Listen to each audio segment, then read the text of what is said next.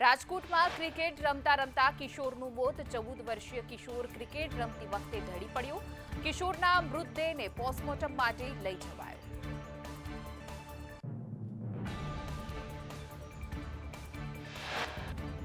સુરતમાં ટ્યુશન જતી વખતે લિફ્ટમાં 4 વિદ્યાર્થીઓ ફસાયા. ફાયર વિભાગની ટીમે તમામનું રેસ્ક્યુ કર્યું. તો વેસુ સ્થિત J19 હાઈ સ્ટ્રીટનો બનાવ.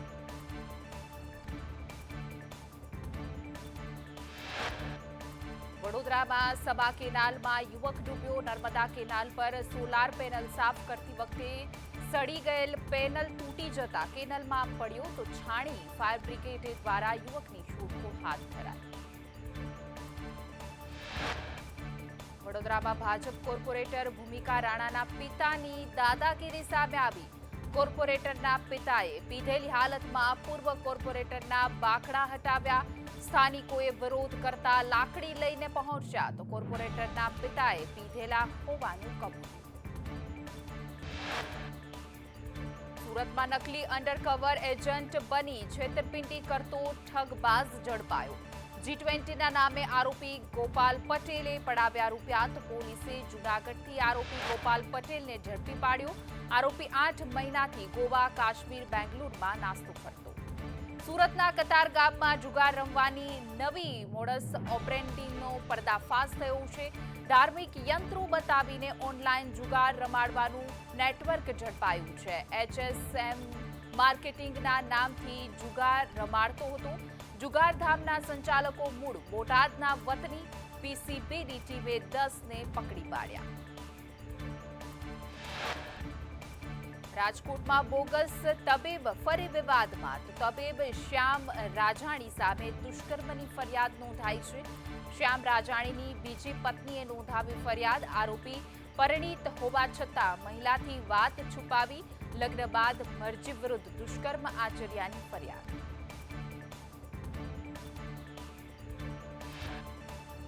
રાજકોટમાં મોટા દાવા વચ્ચે માત્ર 28 ફોર્મ ભરાયા. ક્ષત્રિય સમાજે મોટા પ્રમાણમાં ફોર્મ લીધા હતા.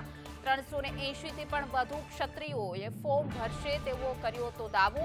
તેમાંથી માત્ર ચકાસણી બાદ ફોર્મ ઘટીને 16 થયા. ગુજરાતમાં 26 બેઠકો ઉપર કુલ 658 ફોર્મ ભરાયા. પેટા ચૂંટણીમાં 5 બેઠકો માટે કુલ 58 ફોર્મ ભરાયા. લોકસભા પેટા ચૂંટણીના ઉમેદવારના ફોર્મની ચકાસણી. અધૂરી વિગતો, પાર્ટીના મેન્ડેટ વગરના ફોર્મ રદ થશે. ગાંધીનગરમાં ચૂંટણી પંચને આપેલ સોગંદનામામાં અમિત શાહે 65.67 કરોડની સંપત્તિ બતાવી. અમિત શાહ અને તેમની પત્નીની સંયુક્ત સંપત્તિ 65.67 કરોડ. 2019માં તેમની સંપત્તિ 40.28 કરોડ રૂપિયા હતી. જ્યારે 2019ની એફિડેવિટ પ્રમાણે તેમની સંપત્તિ 163% વધારો થયો છે. 2012માં અમિત શાહ અને તેમની પત્નીની કુલ સંપત્તિ 11.77 કરોડ હતી. તેમના નામે કૃષિની જમીન, બિન કૃષિની જમીન સહિતની સંપત્તિ છે. તેમના સોગંદનામામાં પ્રમાણે તેમનો અભ્યાસ SY-BSc સુધીનો છે.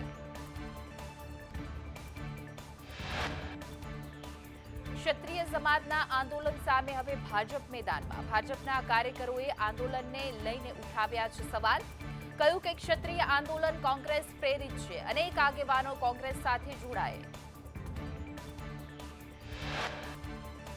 રૂપાલા સામે ક્ષત્રિય સમાજમાં રોષ યથાવત છે. રાજકોટના ક્ષત્રિય આગેવાનો સાથે સંકલન સમિતિની બેઠક બાદ રાજકોટમાં નવી નીતિ જાહેર કરવામાં આવશે. ક્ષત્રિય સમાજનું આંદોલન વધુ વેગ પકડી શકે છે. વડોદરાના લક્ષ્મીપુરા ગામમાં ક્ષત્રિયોએ રૂપાલા વિરુદ્ધ બેનરો લગાવ્યા. ક્ષત્રિય સમાજનો મતદાન બહિષ્કારનો નિર્ણય.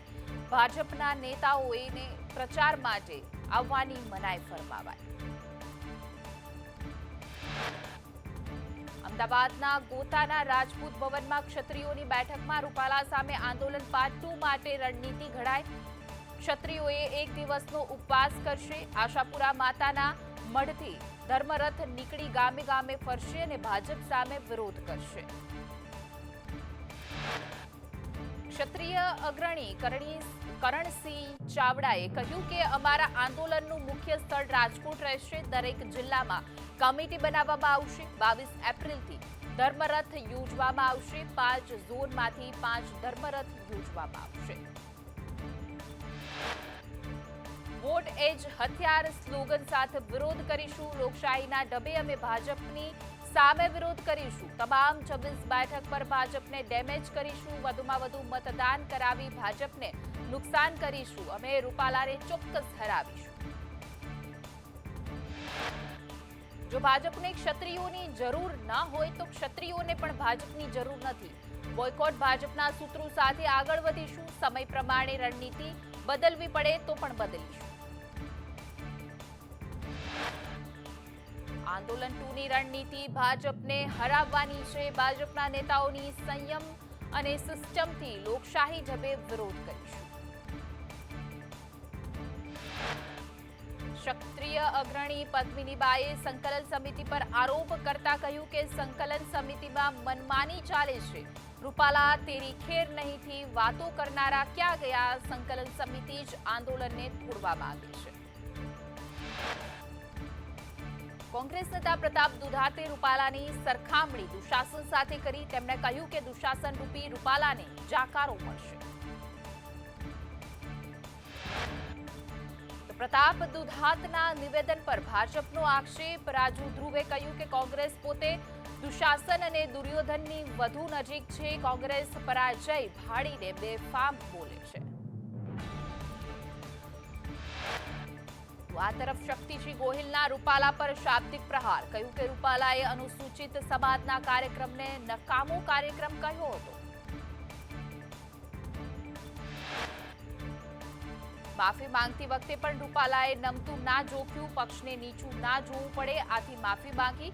રૂપાલા રામના નામે મત માંગી રહ્યા છે. શક્તિસિંહે નિવેદન આપ્યું.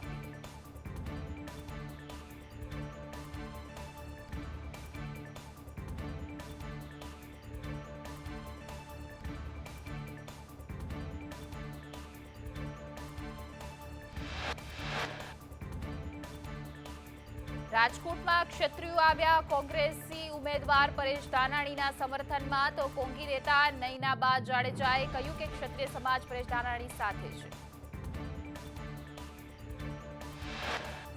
હળવદના ધુળકોટમાં ક્ષત્રિયોએ બેનરો લગાવીને રૂપાલાનો વિરોધ વ્યક્ત કર્યો. તો ભાજપના કાર્યકરોને પ્રવેશબંધીના બેનરો લગાવાયા.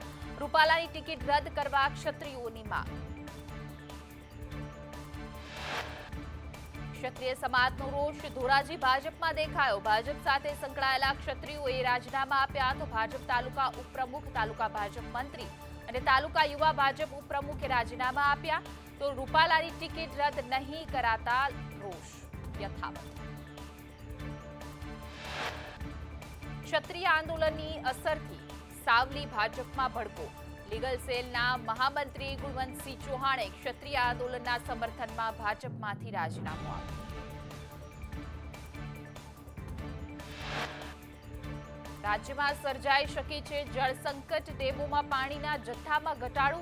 ઉત્તર ગુજરાતના 15 ડેમમાં 34% પાણીનો જથ્થો. દક્ષિણ ગુજરાતમાં 13 ડેમમાં 53.17% પાણીનો જથ્થો ઉપલબ્ધ છે. મધ્ય ગુજરાતના 17 ડેમમાં 54.39% અને કચ્છના 20 ડેમમાં 38.86% પાણીનો જથ્થો છે. સૌરાષ્ટ્રમાં પાણીની પારાયણ વચ્ચે 141 ડેમમાં 25.53% પાણીનો જથ્થો હોવાનું સામે આવ્યું છે. કુલ 206 ડેમમાં માત્ર 25.53% પાણીનો જથ્થો છે.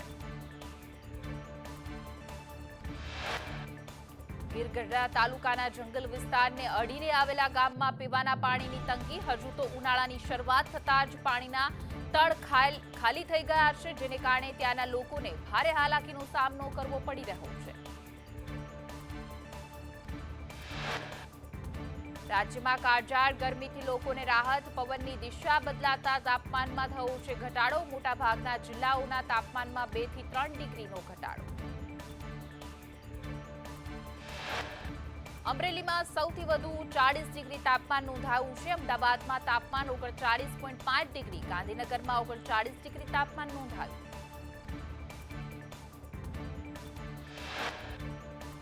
કાલે ગઢડા ગોપીનાથ મંદિરની ચૂંટણી, કરોડોની સંપત્તિ ધરાવતા ટ્રસ્ટની સત્તા માટે ચૂંટણી, દેવ પક્ષ અને આચાર્ય પક્ષ ચૂંટણીમાં આમને સામને, તો ટેમ્પલ બોર્ડની 7 બેઠકો માટે યોજાશે ચૂંટણી.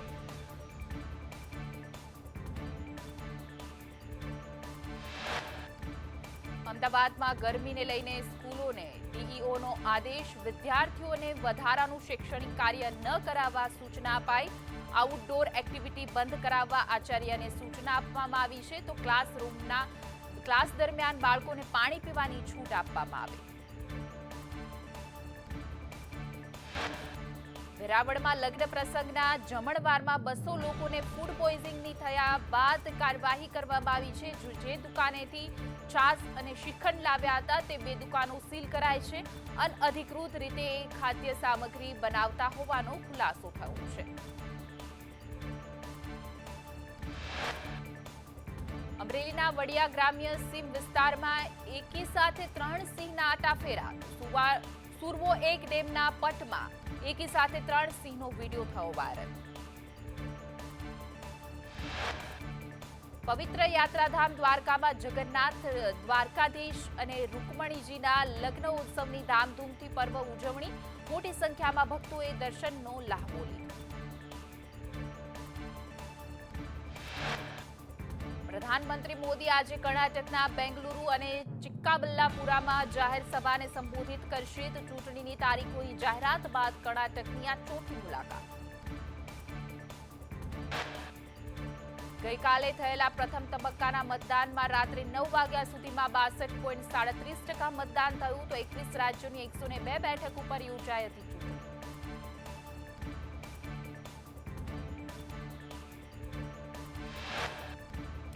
લોકસભાની ચૂંટણીના પ્રથમ તબક્કામાં કુલ 62.37% મતદાન થયું. તો સૌથી વધુ ત્રિપુરામાં 80.17%, પશ્ચિમ બંગાળમાં 77.57%, તો મેઘાલયમાં 74.21%, આસામમાં 72.10% મતદાન નોંધાયું.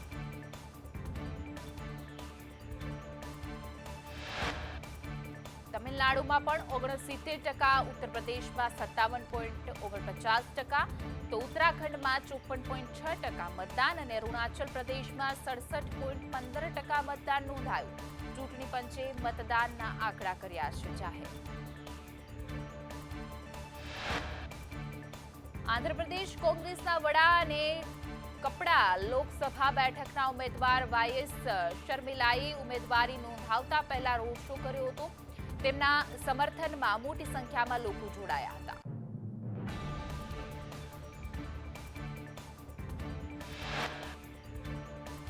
રાજ્યમાં આકરી ગરમી વચ્ચે પાણીનો પોકાર. 35 ગામોમાં પીવાના પાણી માટે ટેન્કર્સના ફેરા. રાજકોટ, બનાસકાંઠા, કચ્છના ગામોમાં પાણીની સ્થિતિ વિકટ.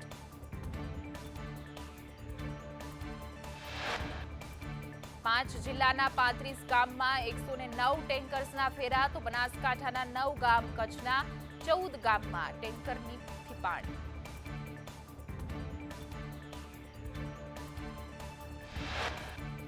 સુરેન્દ્રનગર, ગીર સોમનાથના ગામોમાં પણ ટેન્કરથી પાણી પહોંચાડાઈ રહ્યું છે. રાજકોટમાં સૌની યોજના વચ્ચે 3 તાલુકામાં ટેન્કર દોડાવવા પડી રહ્યા છે. તો સૌરાષ્ટ્રના મોટાભાગના જિલ્લાઓમાં ટેન્કર યુગની શરૂઆત.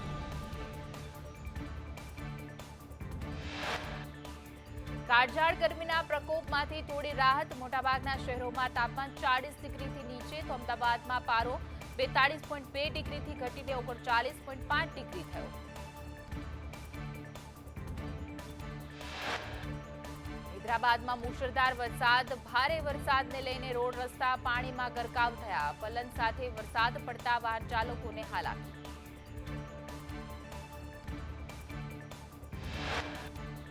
અમેરિકાના ગ્રીન બેલ્ટના પાર્કમાં થયેલા ફાયરિંગમાં 5 વિદ્યાર્થીઓ ઘાયલ થયા છે. એકની સ્થિતિ ગંભીર છે. સિનિયર સ્કીપ ડે મનાવવા એકઠા થયેલા વિદ્યાર્થીઓ પર અચાનક ગોળીબાર થતા અફરાતફરીનો માહોલ સર્જાયો. ગોળીબાર કરનાર હત્યારો ફરાર થયો. તો એકઠા થયેલા તમામ વિદ્યાર્થીઓ 16 થી 18 વર્ષની વયના